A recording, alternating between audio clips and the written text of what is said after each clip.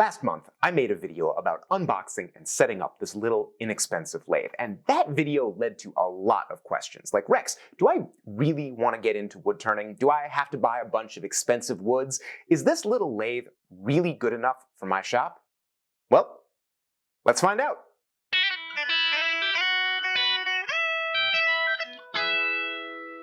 Today, we're going to jump straight in and turn a complete project on this lathe. We're going to make a bowl, not because I think you should start with bowl turning, but because bowls are the most demanding thing you can do with a lathe. If this lathe will handle a bowl, then it's definitely good enough. Now, you might have been to a store like Woodcraft and seen big stacks of wood, cut round and dipped in wax. These turning blanks are not cheap, and it's easy to think that wood turning is a really expensive hobby. Retailers make a lot of money on these blanks, but I've never bought one, and I've turned a lot of bowls. Most of my turning wood is free. I just find it on the side of the road. This year, I got a load of firewood delivered, and there are lots of good bowls in here. So I just reached in and grabbed one. This piece of silver maple is a crotch. It's a place where the trunk split in two. In between those two trunks, the grain usually does all sorts of crazy things, and you'll find beautiful figure. If I flip the piece over, you can see the grain bending and swirling. This is going to make a great bowl, but I only need half of it. So I'm going to take it to the bandsaw and cut off everything I don't need. Do you need a big bandsaw to make your turning blanks? Of course not. You can use simple hand tools to prep your wood. For instance, I need one face of this log to be flat, and I'm just going to take it over to my chopping block and trim it with my hewing axe. You can also flatten one face with a scrub plane. Basic tools will get the job done. I'm going to mount this piece using the faceplate. It's an underappreciated tool that comes included with most lathes. Turning rough wood like this is demanding, but putting 4 screws right into the wood guarantees a strong hold and makes turning safer. This is green wood, so I'm not even drilling pilot holes. I'm just running the screws straight in, and I'm ready to screw the wood directly onto the lathe spindle. Once the faceplate is tight, I'm ready to turn.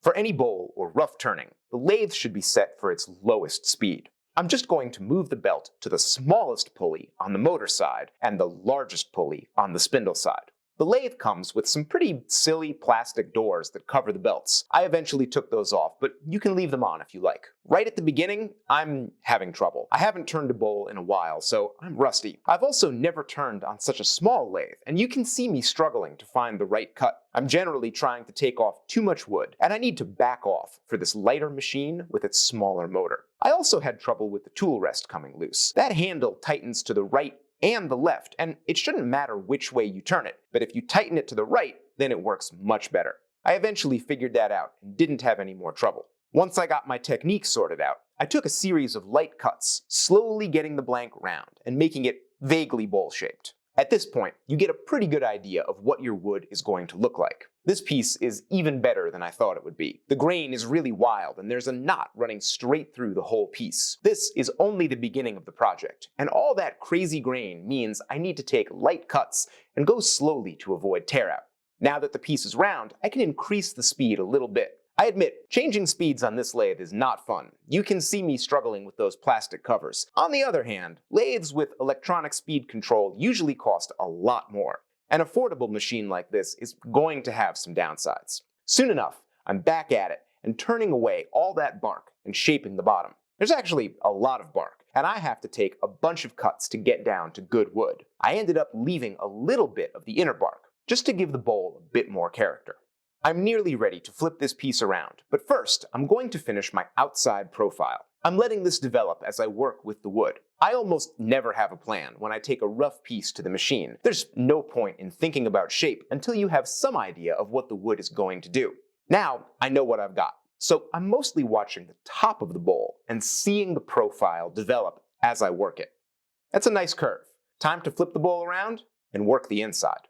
I'm going to grab this bowl in a chuck, and I've set my dividers to the diameter of my jaws. With the lathe spinning, I use those dividers to mark out my recess, and then I'm going to use a combination of a skew chisel and my bowl gouge to make that recess. I'll turn away most of the wood, and then that skew chisel gives me a sharp point and a perfect angle to come in and make a crisp, undercut rim for my dovetail jaws. That's a nice recess, and my chuck will go right in there.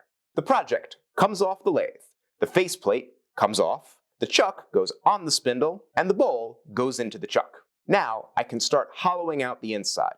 Still going slowly, still taking light cuts. I've turned a lot of bowls, but even I have to stop and admire grain like this. This bowl should be something special when it's done.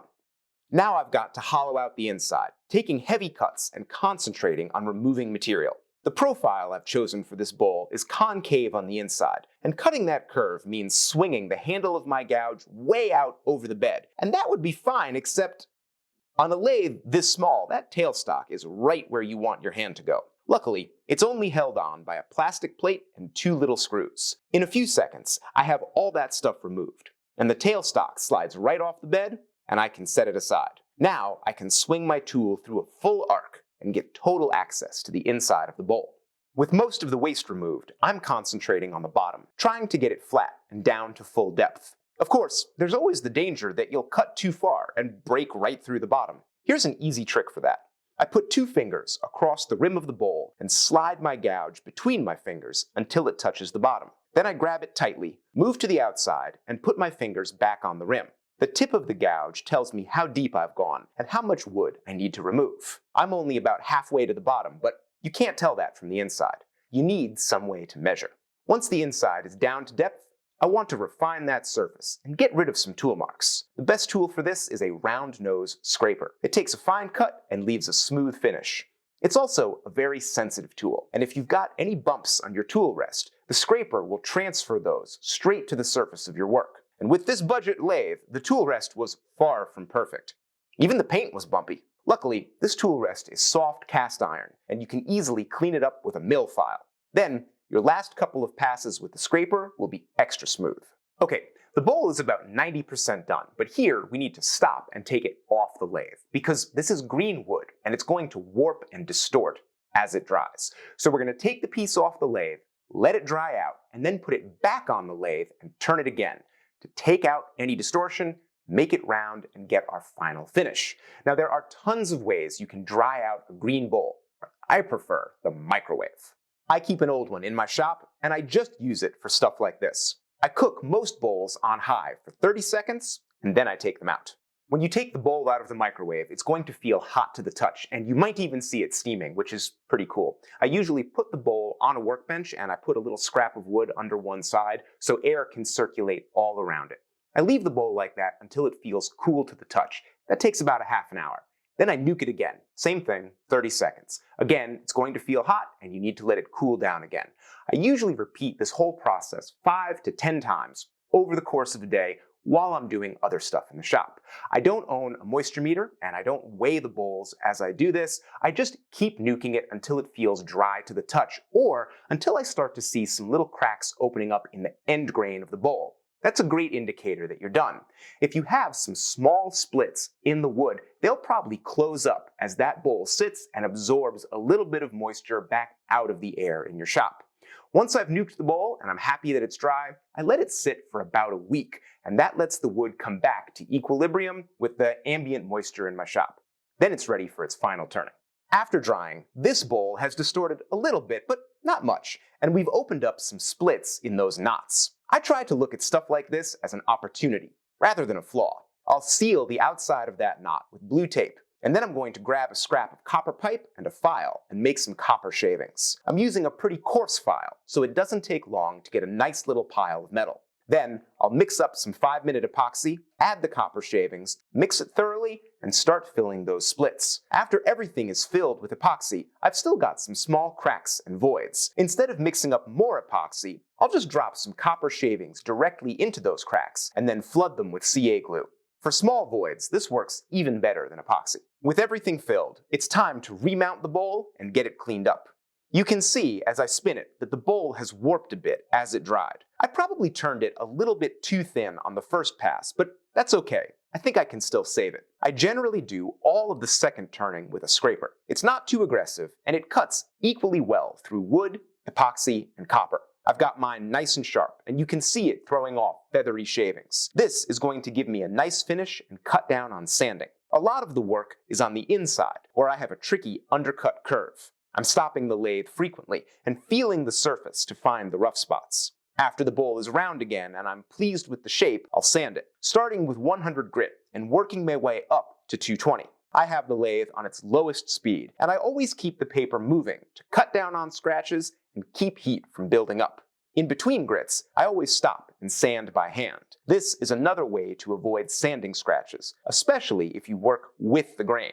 Of course, on a bowl like this, the grain isn't really going in any particular direction, so you just sort of do your best.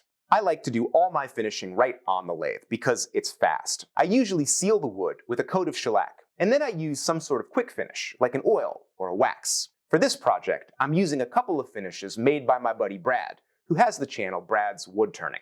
Just like usual, I paid full retail, and I get nothing if you buy this stuff. I just like it.